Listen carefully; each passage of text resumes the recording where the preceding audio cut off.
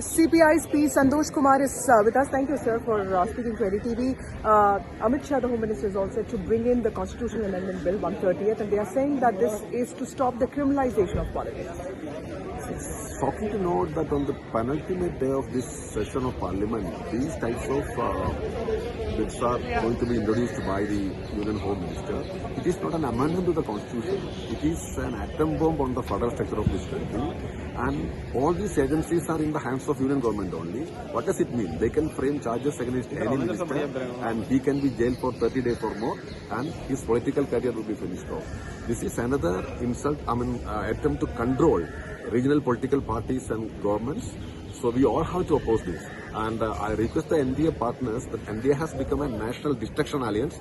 They should come out of it if they have faith in Constitution, and the whole country should fight against this. And one more thing, I think this is another attempt to divert the ongoing fight against the Election Commission also. This vote Jori, the campaign is going on. So that's a purposeful attempt to divert that campaign also. Right. But we will fight it out. Right. Mr. Santosh Kumar, there's a shocking incident, the reports of Rekha Gupta, the Chief Minister of Delhi, being attacked. What would you have to say on that? See, in democracy, there is no room for these kinds of attacks, and CPI as a political party deplores the same, and we stand with her, and it's not at all justified.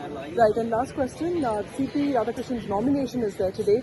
The opposition has also put out a candidate. How do you see the election? It's, Constitution versus RSS.